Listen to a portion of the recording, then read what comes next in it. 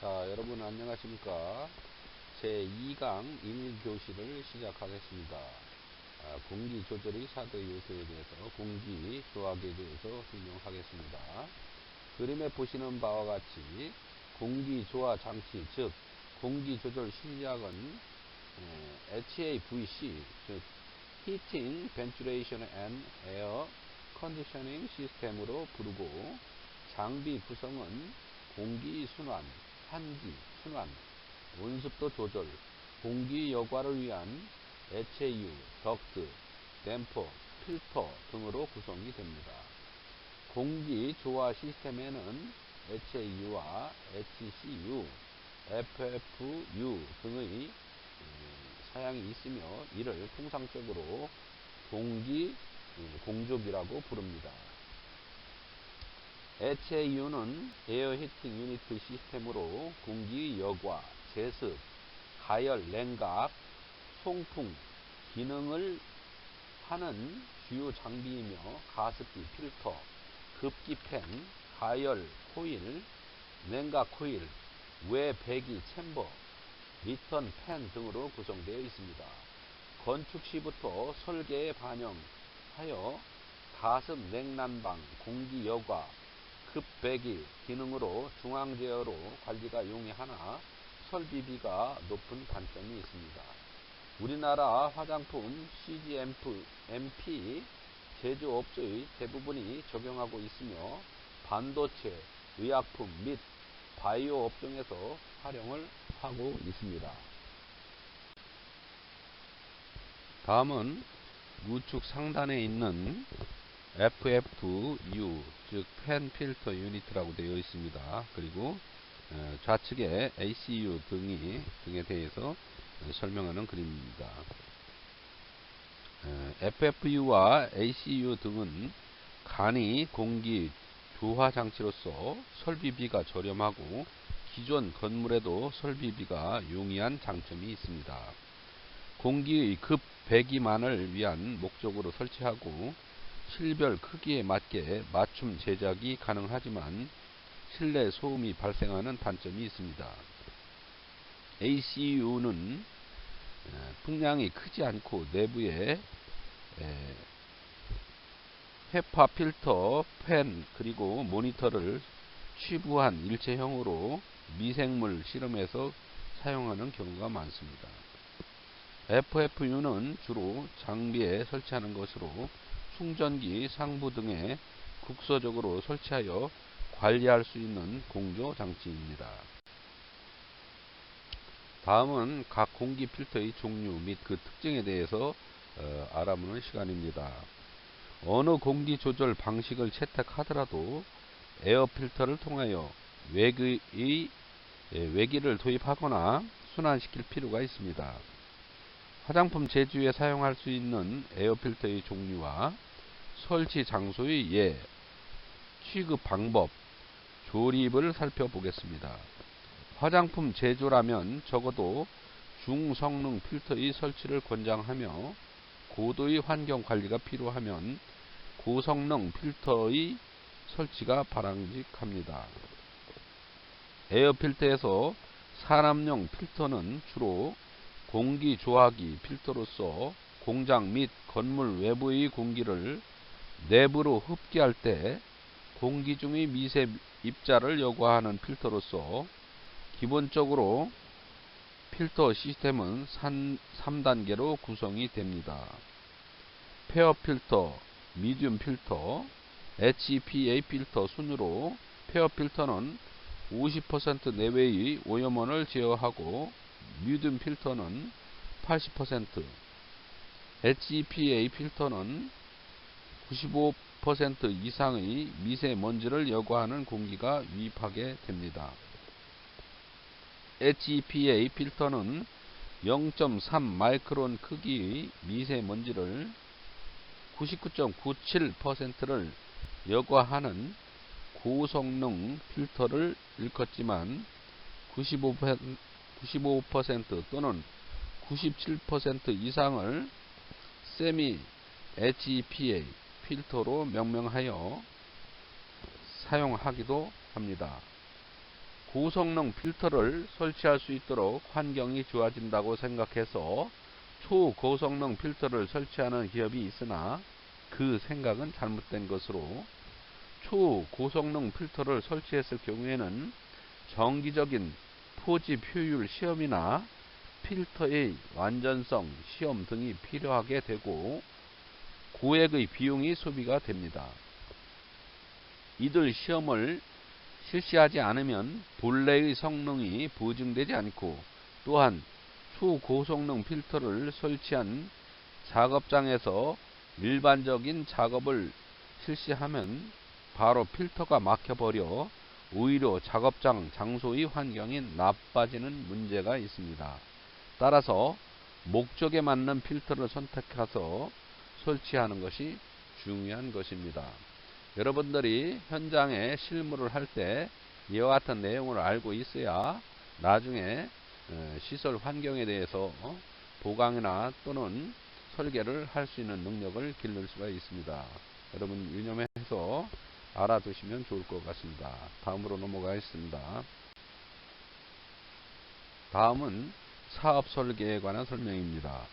공기 조정기를 설치하면 작업장 실압을 관리하고 외부와의 차압을 일정하게 유지하도록 해야 합니다. 청정 등급의 경우 각 등급 간의 공기 품질이 다르므로 등급이 낮은 작업실의 공기가 높은 등급으로 흐르지 못하도록 어느 정도의 공기압 차가 있어야 합니다. 즉, 높은 청정 등급의 공기압은 낮은 청정 등급의 공기압보다 높아야 하는 것입니다. 일반적으로 4급지, 3급지, 2급지 순으로 실압을 높이고 외부의 먼지가 작업장으로 유입되지 않도록 설계하도록 해야 합니다. 계속해서 사업 설계에 관한 것입니다. 교차 오염의 방지를 위해 물동선과 인동선에 따라서도 차압 설계를 갖춰야 합니다. 등급이 낮은 설비에서 실압으로 낮게 설정하고 높은 등급의 경우는 높게 하여 공기 흐름을 유도하고 오염된 공기 높은 등급으로의 이동을 방지하게 됩니다. 하지만 높은 등급일지라도 분진 발생 유무와 악취 등을 고려하여 상대적으로 음압 구역을 관리하고 오염 대책을 수립해야 합니다. 실압 차이가 있는 방 사이에는 차압 댐퍼나 풍량 가변 장치와 같은 기구를 설치하여 차압을 조정하며 이들 기구는 옆방과의 사이에 있는 문을 개폐했을 때 차압이 조정 역할도 하게 됩니다. 온도는 1에서 30도씨, 습도는 80% 이하로 관리하며 제품 특성상 온습도에 민감한 제품의 경우에는 해당 온습도를 유지할 수 있도록 관리하는 체계를 갖추도록 합니다. 온습도의 설정을 정할 때에는 결로에 신경을 써서 결정하고 따뜻한 방에 차가운 것을 반입하면 방 온도와 습도에 의하여 반입한 것의 표면에 결로가 쉽게 발생하기 때문에 결로로 인한 곰팡이 발생으로 이어지므로 피해야 합니다. 다음은 화장품 생산 설비 및 필요사항에 대해서 말씀드리겠습니다. 화장품 생산 시에는 많은 설비가 사용이 됩니다. 예를 들면 분체 혼합기, 유화기, 혼합기, 충전기, 포장기 등의 제조 설비뿐만 아니라 냉각장치, 가열장치, 분쇄기, 에어로졸 제조 장치 등의 부대 설비와 저울, 온도계, 압력계 등의 계측 기기가 사용이 됩니다. 이들을 통합하여 화장품 생산 설비라고 합니다. 생산 설비에 필요한 사항은 설계, 설치, 검정, 세척, 소독, 유지관리, 소모품, 사용기한, 대체 시스템 등이 있습니다. 화장품 자동화 시스템을 포함한 제조 등 화장품에 사용되는 모든 설비와 용구는 의도된 목적에 적합하도록 깨끗하게 유지되어야 하며 계획적이어야 하고 적절하게 유지되고 검증되어야 합니다. 다음은 공정 시스템 설계 사항과 화장품 포장 설비 고려 사항에 대해서 설명을 하겠습니다. 공정 시스템은 제품 오염 방지, 화학 반응 안되고 흡수성이 없어야 합니다. 원료와 자재 공급은 선입 선출이 이루어져야 합니다. 정리 정돈을 위한 효율적이고 안전한 공간, 벌크들이 닿는 표면은 위생 처리와 청소가 용이해야 합니다.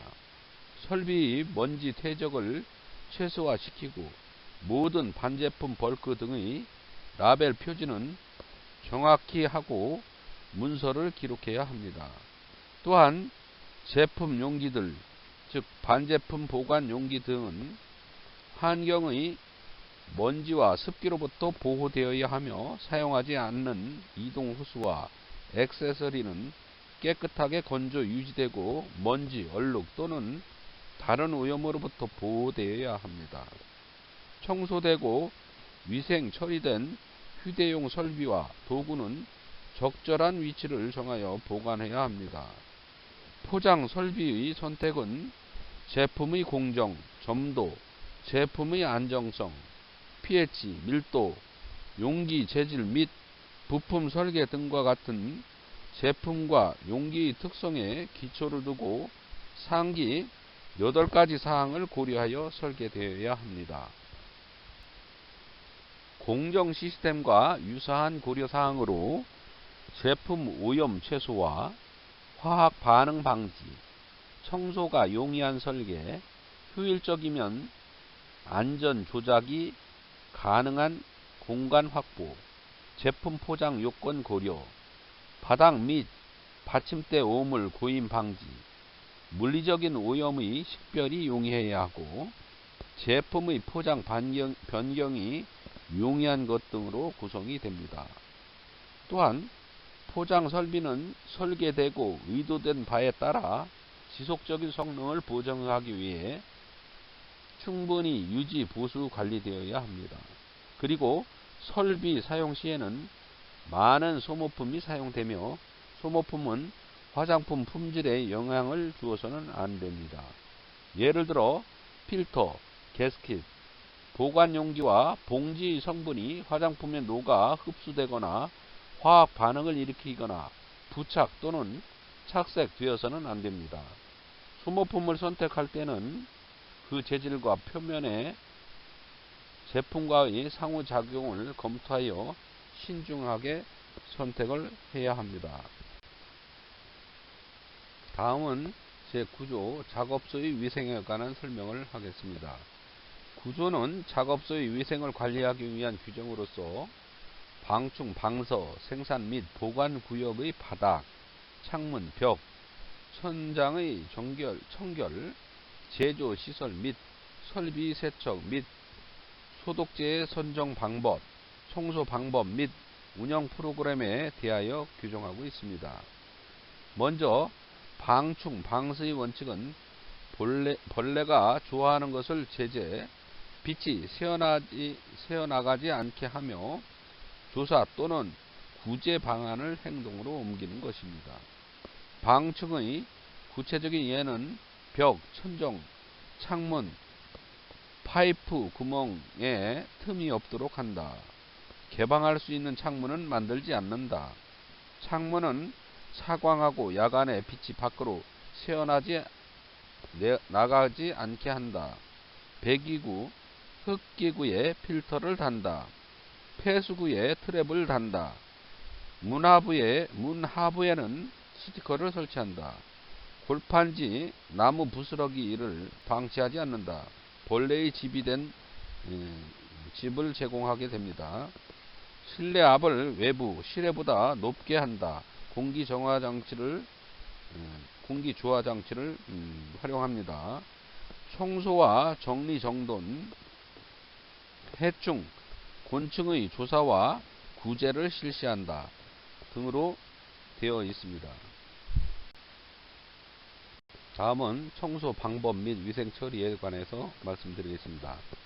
청소 방법과 위생 처리에 대한 사항은 다음과 같습니다. 공조 시스템에 사용된 필터는 규정에 의해 청소되거나 교체되어야 합니다. 물질 또는 제품 필터들은 규정에 의해서 청소되거나 교체되어야 합니다.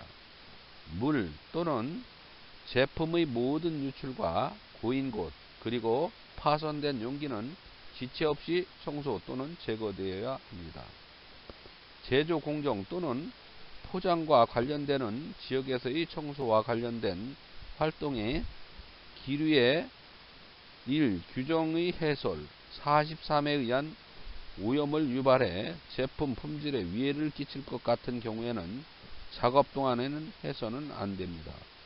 청소에 사용되는 용구, 즉 진공청소기 등은 정돈된 방법으로 깨끗하고 건조된 지정 장소에서 보관되어야 합니다. 오물이 묻은 걸레는 사용 후 버리거나 세탁해야 합니다. 오물이 묻은 유니폼은 세탁될 때까지 적당한 컨테이너에 보관되어야 합니다. 제조 공정과 포장에 사용한 설비 그리고 도구들은 세척해야 합니다. 적절한 때에 도구들은 계획과 절차에 따라서 위생 처리되어야 하고 기록되어야 합니다.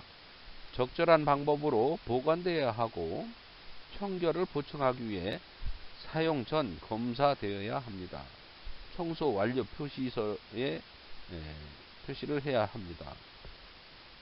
제조 공정과 포장 지역에서 재료의 운송을 위해 사용된 기구는 필요할 때 청소되고 위생 처리되어야 하며 작업은 적절하게 기록되어야 합니다. 제조 공장을 깨끗하고 정돈된 상태로 유지하기 위해 필요할 때 청소가 수행되어야 합니다. 그러한 직무를 수행하는 모든 사람은 적절하게 교육되어야 합니다. 천장, 머리 위 파이프, 기타 작업 지역은 필요할 때 모니터링하여 청소되어야 합니다.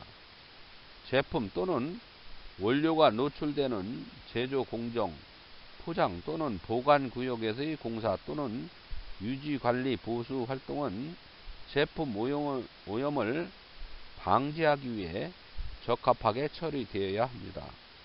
제조 공장의 한 부분에서 다른 부분으로 먼저 이물 등을 묻혀가는 것을 방지하기 위해 주의해야 합니다. 다음은 세제와 소독제 활용 세척에 관한 것입니다. 청소와 세제와 소독제는 확인되고 효과적이어야 합니다.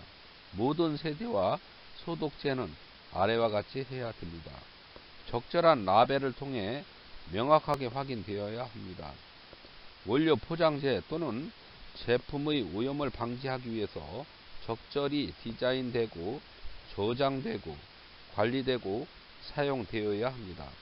같은 제품의 연속적인 배치 생산 또는 지속적인 생산에 할당받은 곳의 생산 작동을 위해서 설비는 적절한 간격을 두고 세척이 되어야 합니다. 설비는 적절히 세척을 해야 하며 필요할 때는 소독을 해야 합니다. 설비의 세척은 제조하는 화장품의 종류, 양, 품질에 따라 변화해야 합니다. 세척의 종류를 잘 이해하고 자사히 설비 세척의 원칙에 따라 세척하고 판정하고 그 기록을 남겨야 합니다.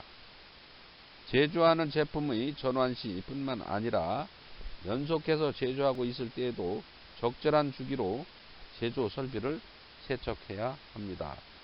언제 어떻게 설비를 세척하는지의 판단은 생산 책임자의 중요한 책무입니다. 설비의 세척에는 많은 종류가 있으며 세척 대상 물질 및 세척 대상 설비에 따라 적절한 세척을 실시해야 합니다.